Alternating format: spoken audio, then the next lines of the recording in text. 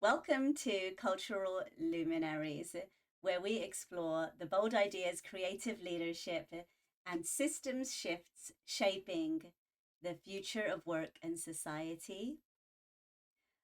I'm your host, Jyoti Jani, leadership coach, author, strategist, and experience designer.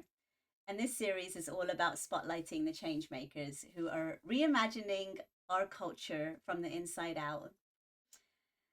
I am so excited to welcome a very special guest to our show today. And for those of you who are just tuning in, thank you for your patience. We did encounter a few technical difficulties getting ready for today's stream, but we made it. We're here, and I'm so happy to share that no challenge is insurmountable here in the technology world.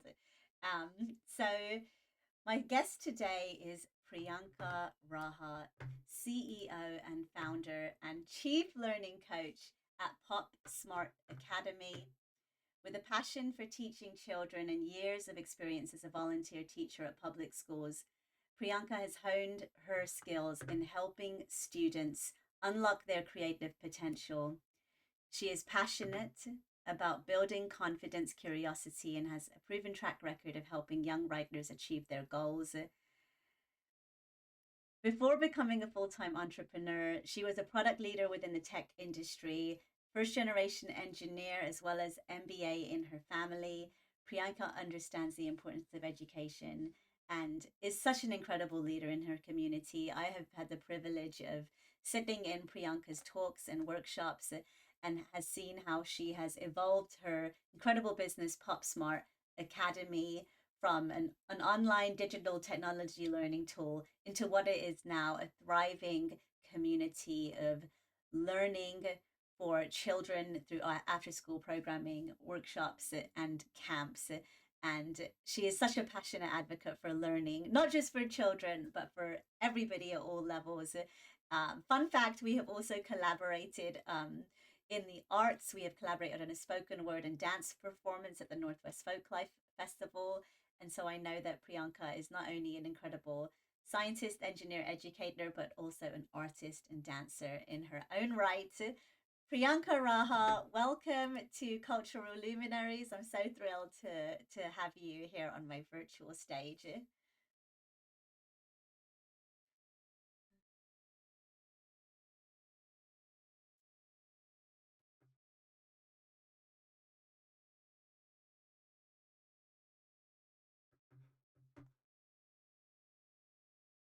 Side, but I have had the privilege and honor as well in participating a couple of your workshops, and they are transformative, to say the least. So I'm so honored to be here and thrilled to have this conversation on this beautiful Friday morning.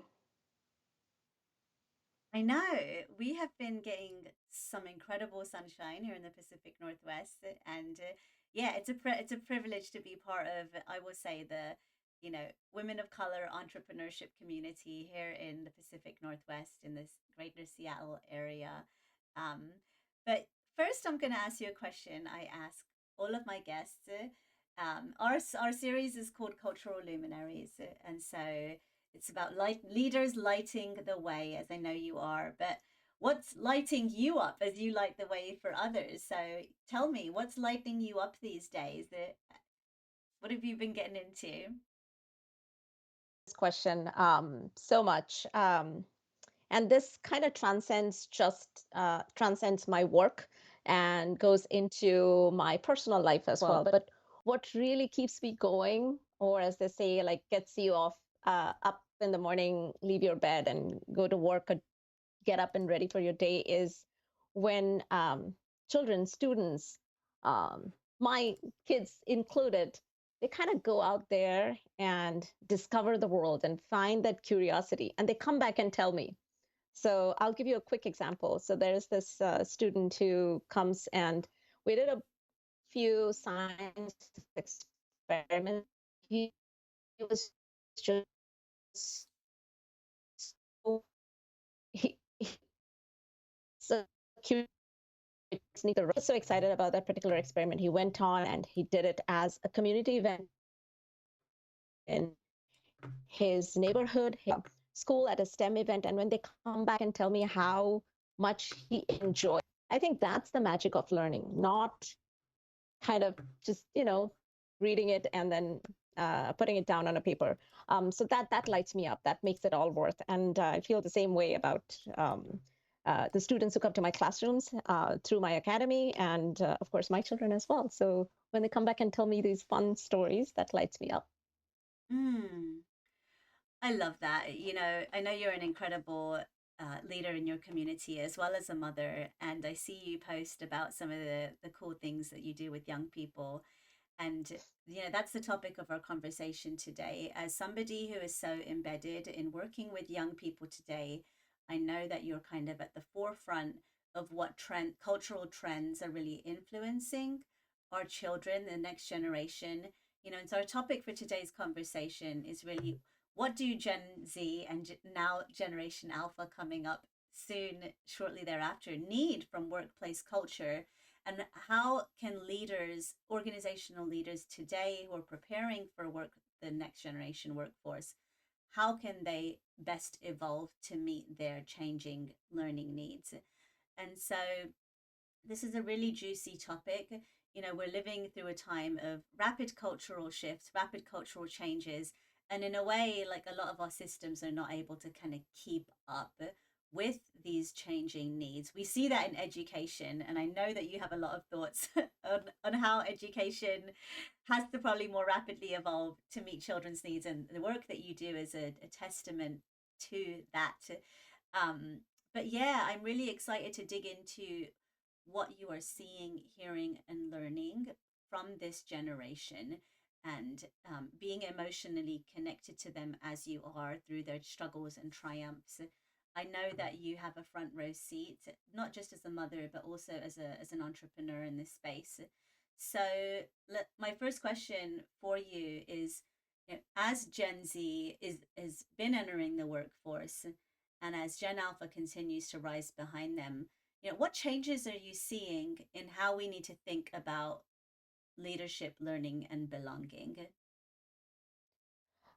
Uh, I couldn't agree more that this is such a juicy topic, and we probably can go on and on, but and it's pretty intense and something that I think everybody should be discussing about conscientiously, because if we don't change the systems that we have been operating with in the past, we are going to miss out on really leveraging like what this new generation is bringing to the table. So it's because I'm an entrepreneur and it's a startup. I do have, and of course, like it's a learning academy. So I also see high schoolers kind of coming and middle schoolers. So the way they learn and imbibe and kind of absorb knowledge is very different from how we did it. And instead of um, trusting the old systems on them, changing it is the best way so that they actually learn and stay curious, because it's Mm, not the shifting. You were so right about, and I know so much of your work is so deeply involved with changing that culture. The changing of culture is also happening in tandem with the technological changes, which is so fast that I kind of start to think that our human brains are failing to adapt as fast as things are changing, but we have to. So I think the first step is to have conversations about it, thinking about it. Otherwise, we'll just miss the mark. So that's definitely there. And then I also have, as a startup, I also have the young, up and coming. They are joining my team. So I have them as well. So as a leader with them, I think there are a few things that I see. One is um, I think they want teams to be more inclusive than it was before. So I'm kind of thinking back, and it's been a while since I have been working. I always think back, like, how did we do it? Not because I want to do things that way, because I want to identify the change that needs to be brought. So it was very different. It was very, very top down. mm, We need to change that. Top down is not going to work anymore. Uh, totally. Can we? So I really want to like dig into this deeper, and I hear you. Like the kids today are they're more educated and aware of social issues, of societal issues. They're reading the news. They're on social media. They're hearing from their friends, and they're all very like from my perspective very defiant of the old ways. But I really want to like I want to get deeper onto this question with you because you said that this next generation is their needs are very different, that they want to be in organizations that are more inclusive. But can you tell me like specifically what do they need and want? Like when it because like wants and needs are two different things, right? And I think that we have to kind of dig down into needs. And I want to know like what does this next generation need that is different to what we needed? Like I want to get like real deep on this question. No, I love that. I think um, one of the differences that comes up quite often is that we had this sort of, all right, we finished our school, we go into work. It was very defined for us. We never looked for deeper meaning, but I think the next generation is looking for, why are we doing this work? What does it lead to? What does Mm, it mean? They're more passionate about social issues. And you're absolutely right. That is because um, they're growing up with a front row seat to everything that is happening. They're very aware of what is happening and what's going on. So they want to be part of an organization with a little bit of a deeper meaning, like why are we doing this? We want to be mm, part of they want to be part of, to put it in one single sentence, I think they want to be part of something bigger. And mm, I don't think part of something bigger always means, oh, they want to cure cancer or they want to solve climate change in a day. They mm-hmm, understand it's cannot be done in a day, but they want their work to mean something, to lead to something. I constantly hear this from mm, my one-on-one check-in, or like mm, um, when I have instructors or team members come in, like, why are we doing this? So the moment I can tie up what they are doing, the task, to where it's leading, what it's feeding into, I see their faces light up. So that's yeah, something that I see that every day, and I identify it. And I see that in, so it's, and I try to be very conscious, and I try to learn all the time. So given, I I stay true to what my role at my academy is. So I am learning constantly, right? Because things around me are changing. So I see that in young learners as well. As they come into class, a lot of the things and which is where that culture, that curiosity, I think is so important, more than ever before. The way we learned, I think we learned by grabbing information, or we went to classes to get knowledge, like it was stacks and stacks of information. But I think students today do not come to class for information. They already have that information. ah, They come to class to make sense of that information. wow, So why is this happening? Why is that activism like happening? How can I explain that? How does mm, it tie to what we built before? And I love something that you had mentioned, I think, in your book, where it says culture. You were trying to define culture, and I thought that was so true. Is where how we got here today, and culture should also determine where we are going tomorrow. I think that is the piece that they're yes, coming to classrooms for. The yeah. information, they have it. There's no dearth of information It's today. interpreting it and what do we do with it? That is the Exactly. And it's so powerful. Carry on. What were you gonna say? no, I was going to say, I see that not just, and I disagree that these kind of understanding should happen only in, let's say, humanities classes, or classes that are related to arts. I disagree with that. I think these conversations must happen in every single class, in classes, because we have this bias that classes in science are understanding like how this happens, or it's very defined, well defined. But I think these conversations need to happen in science classes as well. Think about artificial intelligence. It's a deeply rooted STEM topic, right? But Mm-hmm. if we cannot have conversations of how we interpret it, how do we build it, how do Yeah, we create a culture around it, then we are just doomed. We are heading towards totally. heading towards something that we will not like in a few years. So I see that. So Mm. even if we think about scientific knowledge, a lot of the time students are coming into the class, they're like, oh, I know this, I've read this. But then I think tying that to, do you really understand the magic of it? Like, why is Yeah, this happening? It's not just yeah. information. So they come to class. So for example, for a public speaking and debate class, they come to class with a lot of knowledge. They've done their research. They know all of their we talk about in public speaking ethos, logos, and pathos, which is like credible information.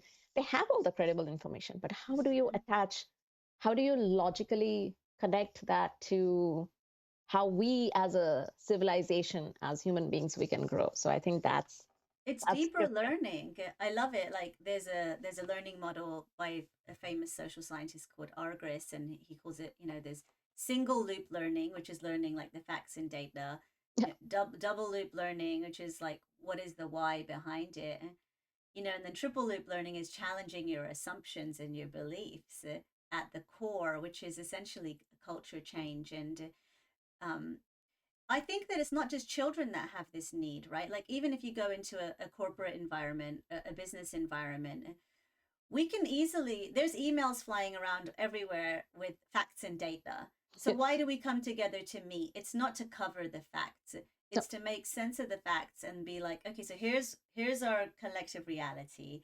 Now, what do we do about it? How do we build strategy? How do we collaborate to problem solve and to get work done ultimately? And so I think that's really, really powerful what you're sharing about these changing needs. And, I think that children today are naturally systems thinkers. Like when we were kids, like our generation, and I'm an elder millennial or a younger X, whatever you want to call it, and sharing same. my age here. So we were kind of part of the same generation, but Yes. we grew up in a pre-technology world, and we are the last generation that understood what life was like before all this technology existed. And I really think about that a lot. I'm like, we are the torchbearers of the before times, and there's like gifts in that, but there's also like there's lessons that I think that we as like emerging elders now have to impart. And our worlds were very small. I grew up in London, like a global hub, a global city, but my world was still very small. Like it was my parents, my school teachers, my handful of small friends, my handful of Indian friends that we went to and celebrated like Indian festivals and cultures with. I had like my school community, my Indian community, my family. That's it. I didn't know anything beyond that, beyond my like one encyclopedia I would like read about the world. That was it.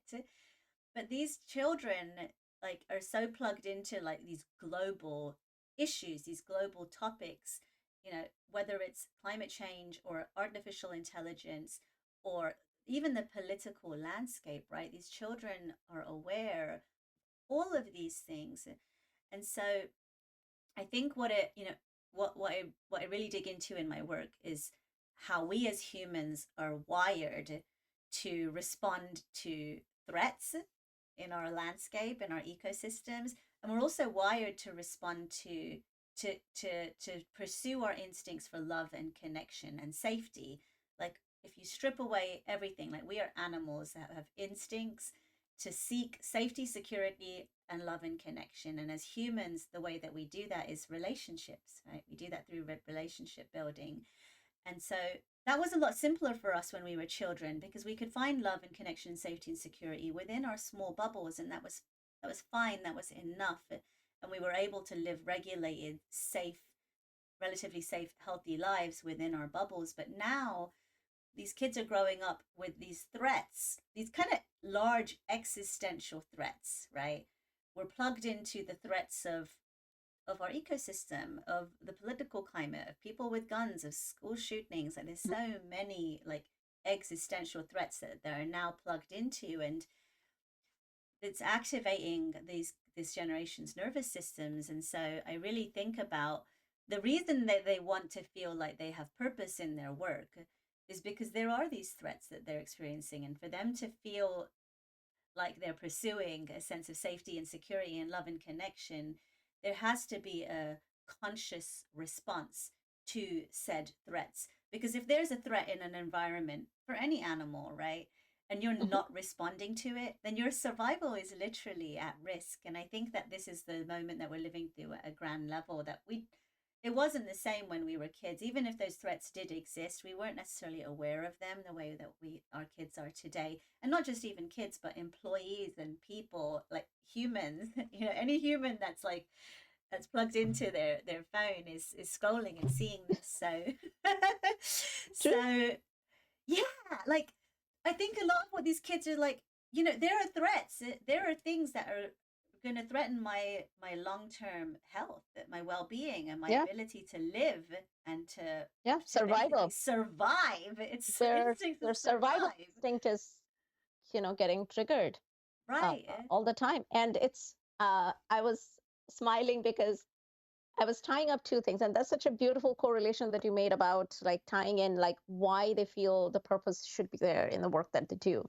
Because we fail to understand how important our work life is. And I actually do not believe in like work life balance, or I think those are some things created to actually dismantle or keep the same systems where your work is so toxic that you have to like leave it at work and come home to something. So I don't believe in that. But think about the work, like it's such a significant portion of your day.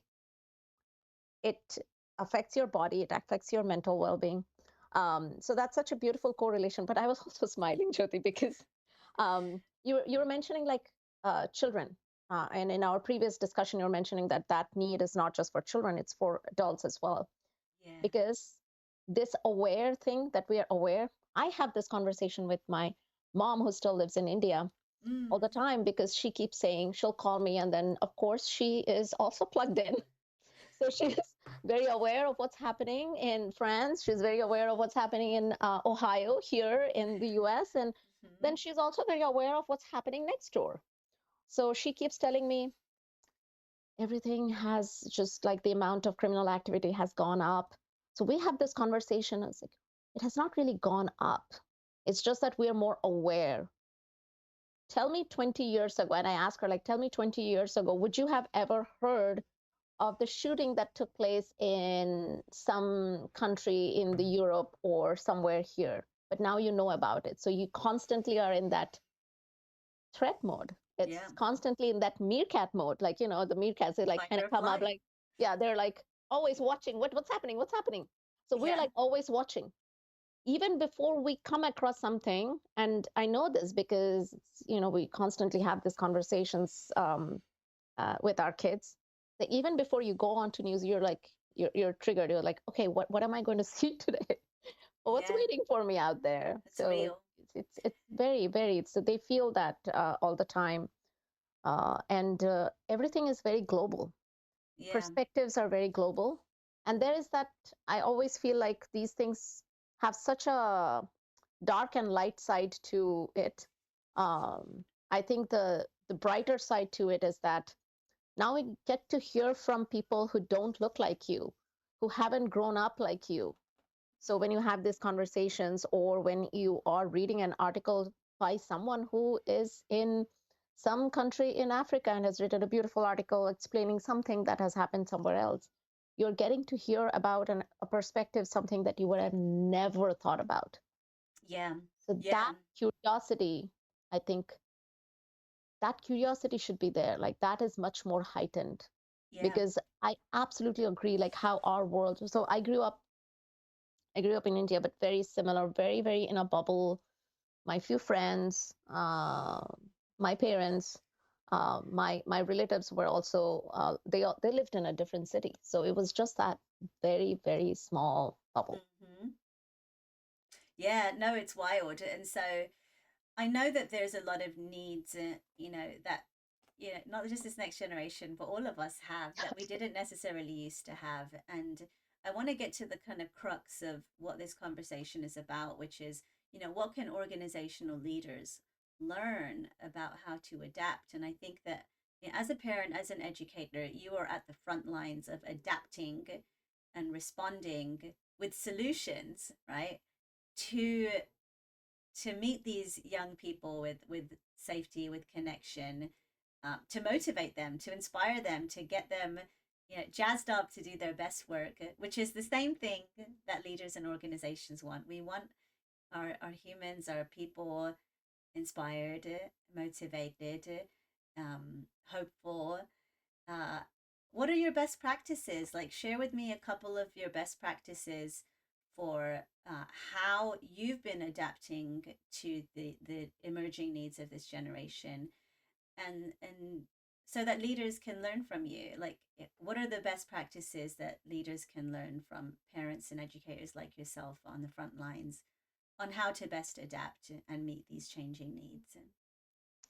Well, I don't know if I have the solutions, but I do know what I see every day and what really worked for our teams, not just our teams where we have um, very young people working with us, but also in our classrooms. And I think if I can really boil it down, and we can break it up into 3 or 4 steps, but if we can really boil it down to one single word, I think it'll be stay curious. And if I can expand that, I would say listening to what different people have to say, because there is always something that I haven't thought about, but someone else has. So being open to hearing that, really understanding that, that's step one. Even when, and I'm talking about this as a leader in my organization, right? But even I practice this, and I always think about like how I can bring these practices to my classrooms, because I always see these young learners as, and I call them like little humans. So I do not like to disregard anything that they feel, do, or act by saying, oh, they're just kids. I don't quite like that term, Mm, because they are human beings. And just like us, they have the same emotions, same response to threats, same response to something exciting that is happening. If we say they act out, close your eyes for a second and think about it. We as adults act out as well. We just don't see them, we're right? big kids. Yeah, we're all big kids. But I think so. I try to bring that practice in my classrooms as well, and my um, students know that they can always question me. They can always say, "Oh, I don't think that is correct." They have to never think. They have to never take things at face value. Question Yeah, it, I pull it love that. apart, pull it I, apart, and see what comes out of it. It's. I tell them it's possible that I was wrong. It's always possible. I'm learning as well. wow. And I think if I can extend that curiosity to the next step is would be um, don't believe in status quo. Just because we have done things this way in the past, it doesn't need to be the same way. Yeah. And like, for example, how we are thinking like we are the torchbearers of a change that nobody else saw. It might be true, but I think every generation is a torchbearer of something. Yeah. So if you think about the next generation, they are torchbearers of AI. They will say, "Oh, we have seen when AI was not there. Do you remember those days?" So, it's quite possible that they say that. So I love I that. think that constant uh, and you brought up something like we are so aware and exposed when we each one of us have a front row seat to everything happening globally, right?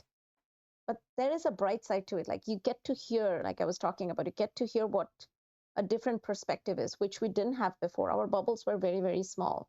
We just solved problems that affected in my space. But now I think it's an opportunity for us to be able to think about, discuss uh, problems that are bigger than our bubble. Mm, So, mm. I love that. And I love what you're saying about listening and challenging the status quo. And I think that's really what organizational leaders have to learn. I mean, we see this. What we're sharing here is like not rocket science, right? These are best practices that have been well established within like the organizational development space, within the social science space. We know that leaders who listen with empathy, leaders who are open to feedback, who are open to changing the process or the structures if they're broken, if they're not working, who are not just like for me, I heard no, we can't change that process. It's just the way we do things around here. If I had a dollar for the number of times I heard that, I know. when I was a young person, like I would literally have my retirement savings like set. You and me But both. Yes, for sure, for sure. so it's like I love what you're saying here about just being open, and even though it's like obvious, all of us are, myself included, are guilty of when as we ascend through this system and gain more power and influence, we're all guilty of like looking down or thinking about new or young people as being inexperienced, uneducated, unaware. They just don't get it. They don't have enough awareness. And children are, they're kind of some of our most oppressed population. Yeah, like yeah, I love it. women Yes, are oppressed. People of color, the disabled, the neurodivergent, yes, all it. But children too. yes. Children are perhaps the most, you know, the largest group of people whose views and perspectives and needs are dismissed. And I remember what it's like being a kid and being like, nobody cares what I have to say. Yeah. And so I think as a parent, it's a really good practice. As a manager, it's a really good practice to say, how am I dismissing the perspective of this person just because they're young or new? And how might I flip that? Perhaps their fresh perspective and their energy to challenge something that is not working is actually something to be harnessed rather than stifled. And it does take a lot of practice to not get defensive when somebody's giving you critical feedback. As a parent, as a manager, I've been there. It takes a tremendous amount of humility and continuing to move into that space of discomfort, um, recognizing that it's bigger than you, right? It's not about you being criticized, it's about the system. So good stuff, good stuff. I wish I Yeah. could talk to you all day, but we do have to wrap things up. I know you Yeah. got a lot of things to get onto. Thank you so much for an incredible conversation, Priyanka. It's really enlightening, and I want to ask you how people like what do you have going on right now, work wise?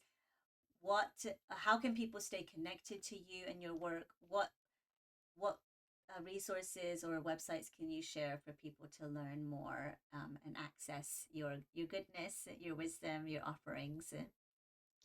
Thank you so much. Before I jump into that, I want to mention how lovely this was. This was, and of course we could go on, but we both have to get to doing the work that we do. That actually, where we get to use some of these practices. But practice, like for everybody out there, if you're listening to us, we did not share anything that is rocket science. I'll agree with Jyoti, but practice what you have learned. And I think that's the hardest thing to do.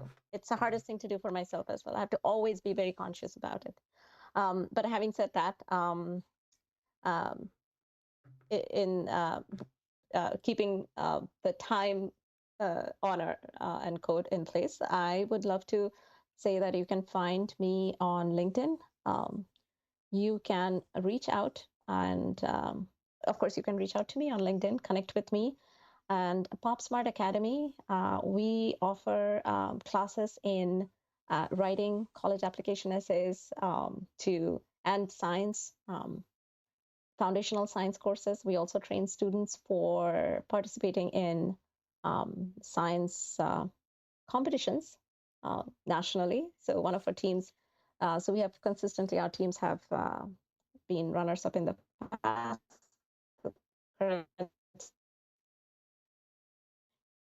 Are champion for National Science Bowl, and they actually secured the fourth place in the nationals. So that those things light us up.